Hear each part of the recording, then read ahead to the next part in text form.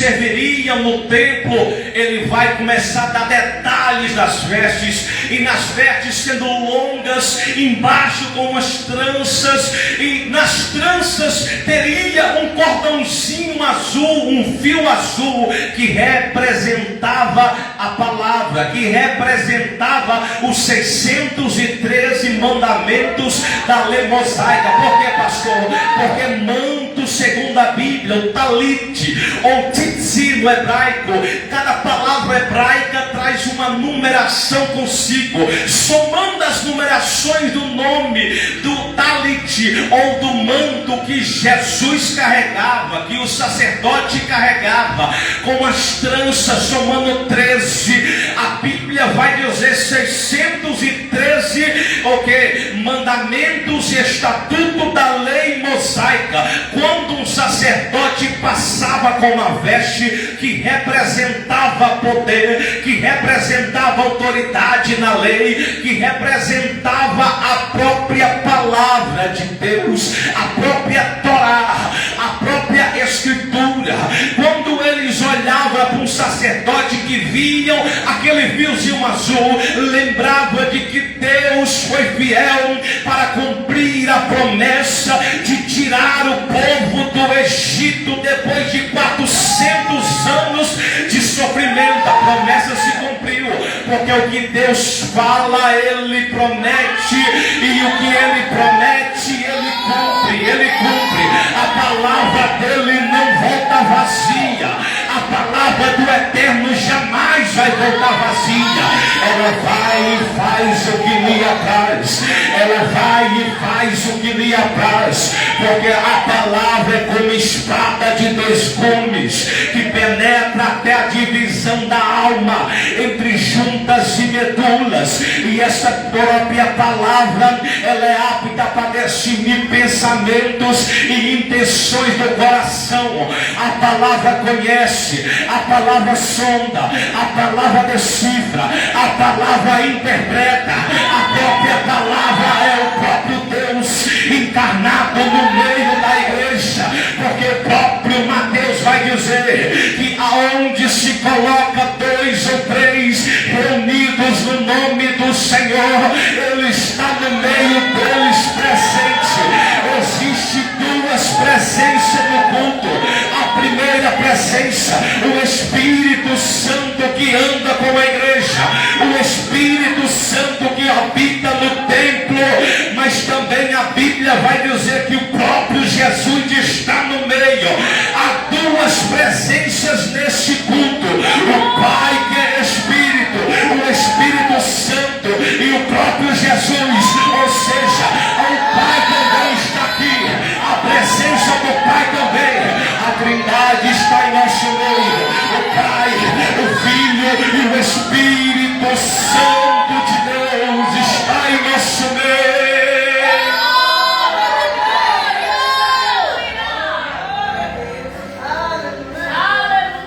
Ele está aqui.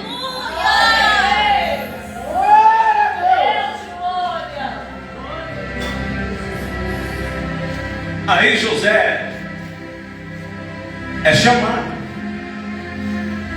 Quando chega a Faraó, tu consegue interpretar?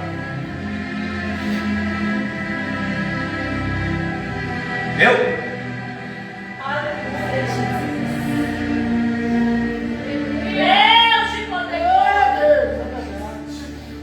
Mas o Deus que eu sirvo,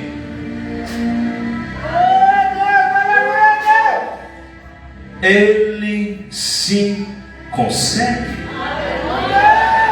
A Bíblia não fala em nenhum momento que José expressa alguma coisa sobre Deus, mas a Bíblia fala por 2 vezes na história dos 13 anos que José passou como escravo, como governante do cárcere. Quando o primeiro lugar que ele governa é o cárcere, a Bíblia fala por 2 vezes que Deus era com José.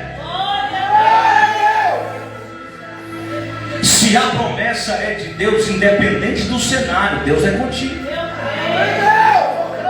Se a promessa é de Deus, independente da situação, Deus é desista do propósito, não se venda. Deus é contigo, Deus é contigo. O processo é necessário para afrouxar o teu caráter. O processo é necessário. José teve que participar de 2 sonhos dentro do cárcere, para depois participar de um sonho fora do cárcere. O sonho de quem? De Faraó. 3 participação, para depois começar a viver o seu próprio sonho. Tem irmão que não consegue ver o irmão prosperar. Tem irmã que não consegue ver irmão do lado prosperar. Mas diz, não, tinha que ser eu. Meu irmão, minha irmã, seja participante no sonho do seu irmão. Seja participante, seja participante.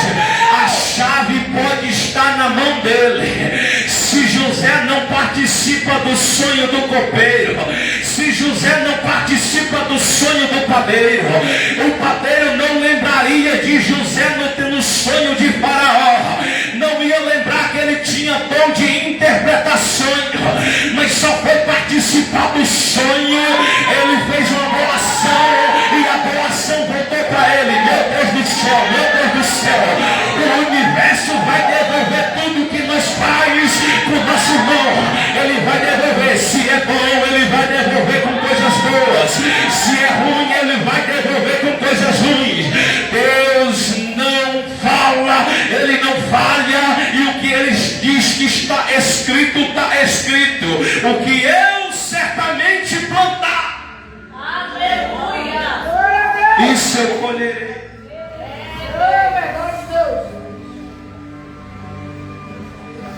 Possa ser que você não esteja enfrentando o vazio, possa ser que você esteja bem, possa até ser que esta palavra não é para você, possa ser que a sua vida esteja mil maravilhas, porém tem um irmão do seu lado, um irmão do seu lado que possivelmente tem um vazio que incomoda, possivelmente está enfrentando uma situação que está tirando os nervos, que está arrancando a pele dessa pessoa. Ela não consegue mais viver, ela não consegue mais ficar de pé. Por quê, pastor? Porque o fluxo de sangue, se derramava sangue, vinham logo a fraqueza. Logo em seguida vinha a fraqueza. Esta mulher, ela tentou preencher esse vazio com todos os recursos que ela tinha, porém ela não conseguiu. Mas porém, entra o porém. Ela ouviu falar de quem? De Jesus. Possivelmente alguma pessoa que foi curada, que era do Vale dos Rejeitados, voltou lá para poder dizer: ei, hoje foi o meu último dia aqui. Tem um homem que está pregando sobre um caminho, sobre uma verdade e sobre uma vida eterna. Eu se aproximei dele e ele estava descendo de um monte. Eu olhei para ele e falei: se o Senhor quiser, eu posso ser curado, eu posso ser limpo. E ele olhou para mim, ele tocou em mim e disse: eu quero, seja limpo. Então eu estou voltando aqui para contar este testemunho. Testemunho edifica a fé, testemunho é escada para milagre. Vem comigo. Quando ele conta o testemunho, ela faz o quê? Ela ouviu. Se ela ouviu falar de Jesus, alguém falou de? Alguém contou alguma? Porém, quando ela encontrou Jesus, a sua história mudou. Aleluia.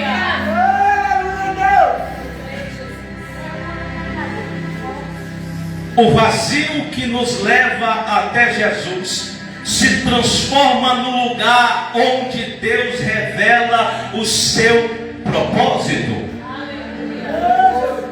Eu não sei qual vazio você está enfrentando, mas se esse vazio esta noite te levar até um encontro com Jesus, a sua história vai ser mudada.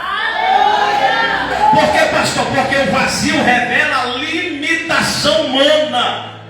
O vazio revela que nós somos fracos, falhos.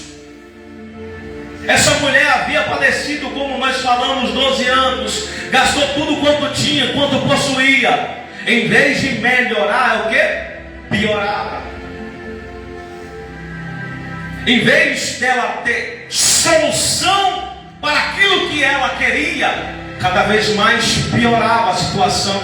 Por quê, pastor? Porque há vazios que o dinheiro, pessoas, recursos não conseguem preencher. Somente Jesus. Somente Jesus consegue. Porque Deus, algumas vezes em nossa vida, Ele vai permitir alguns desertos para mostrar que somente Ele é suficiente. Nós vamos passar por desertos, nós vamos passar por aflições. Porém está escrito no Salmo 127, versículo 1: se o Senhor não edificar a casa, em vão trabalham os que edificam. Se o Senhor não guardar a cidade, em vão vigia a sentinela. Todo vazio exige uma decisão de fé.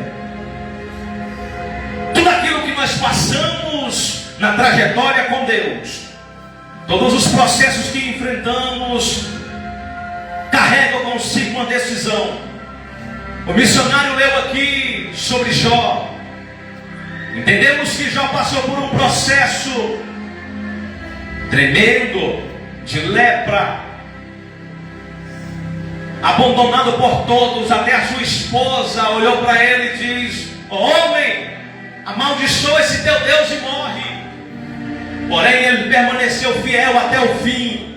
E a Bíblia Sagrada, nos versículos finais, antes da bênção chegar, a Bíblia vai dizer que enquanto ele orava pelos seus amigos, era ele que precisava de oração, era ele que precisava do milagre, era ele que precisava da resposta, mas ele se colocou como servo, independente do que ele passava. Ele não ficou vitimizando a situação, ele não ficou vitimizando o cenário, ele se colocou de pé, sabendo que até a vida dele era de Deus. Por quê, pastor? Porque o chamado, ele sempre tem que ser maior que a vida. Enquanto ele orava pelos seus amigos, Deus mudou o cativeiro enquanto ele orava, enquanto ele abençoava. Todas as vezes que nós passamos por um vazio, nós temos que ter fé que isso é simplesmente um processo. É apenas um momento, é apenas um caminho que vai me direcionar, me levar para o propósito de Deus, para o que Deus tem para fazer na minha vida. Hoje você está ouvindo falar de Jesus, hoje você está ouvindo testemunhos bíblicos, histórias bíblicas, e isso está gerando em você fé para enfrentar esse vazio que está te deixando sem sono, esse vazio que você não consegue dormir, esse vazio que para você dormir precisa de Dramin, precisa de remédios, esse vazio que te incomoda, a solidão, a perda. Glória a Deus. Mas Deus está aqui. Aleluia. Quando ela ouviu falar de Jesus, o que ela fez? Ela não ficou esperando, ela tomou o quê? Uma decisão. Aí a Bíblia diz que ela saiu de onde estava, dizendo consigo: vou tocar e vou receber. Aonde ela falou que ia tocar?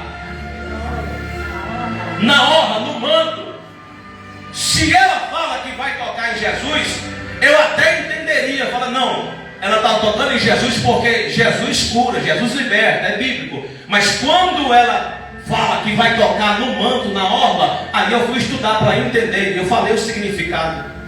A palavra, quando ela sai para tocar, ela não sai para tocar em algo que ela não conhece. Aleluia.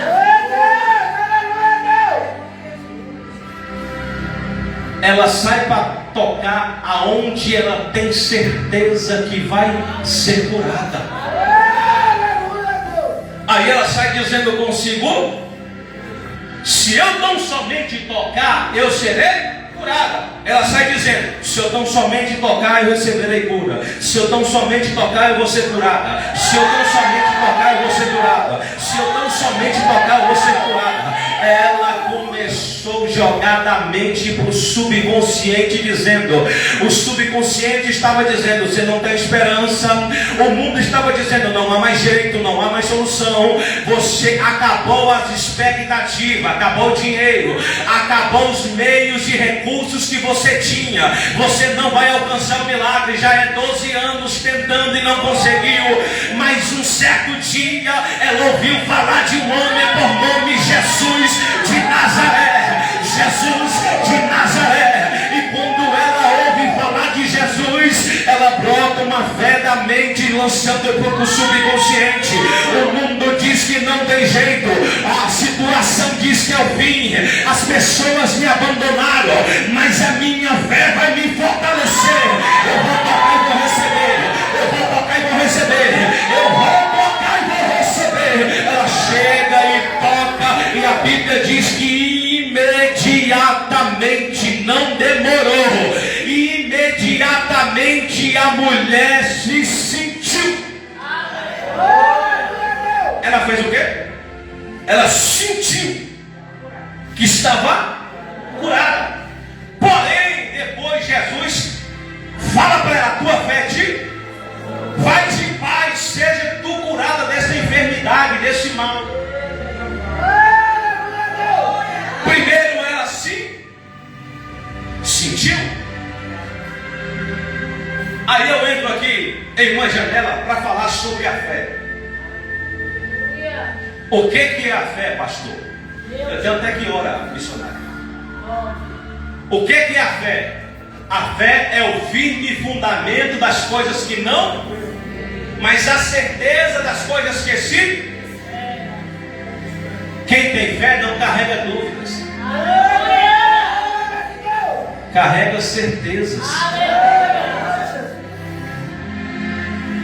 A multidão disse para ela que não tinha mais jeito, porém a fé dela trouxe novas realidades sobre o problema.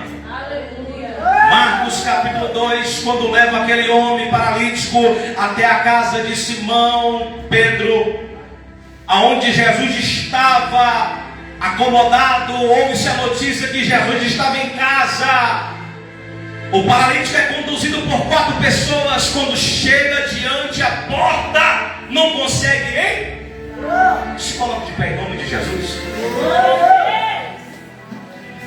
Quando eles se deparam com aquela situação, eles não conseguem, hein? Porque a casa estava cheia. Porém, a fé daquele homem, de que homem? Dos 4 que carregava, eles não pararam na porta. A fé fez eles enxergar o quê? Uma nova realidade sobre o problema que eles estavam enfrentando. Por quê? Porque a fé, ela traz novas realidades, novas diretrizes, novos caminhos, novos percursos. O problema do casamento vai continuar sendo problema de casamento. O problema do dinheiro vai continuar sendo problema do dinheiro. O problema da falta vai continuar sendo problema da falta. Mas quando eu tenho fé, a fé me traz novas realidades sobre o problema. A fé me mostra que há solução. A fé me mostra que há um novo caminho a ser trilhado. A fé me leva à realidade daquilo que eu não vi, daquilo que eu não vejo, mas eu sei que já aconteceu no mundo espiritual. No mundo espiritual. É esta mulher já sabia que já estava curada. Por quê? Porque ela determinou no seu coração, através da fé, que ia tocar e iria receber um milagre, iria tocar e ia receber a bênção. Deixa eu ver quem saiu de casa dizendo: independente do pastor se venha de barreiras ou não, independente se ele tem conhecimento ou não, eu vou sair de casa para aquela igreja, é para tocar em Jesus, é para receber o meu milagre, é para receber uma palavra de vida, é para receber uma palavra de vitória.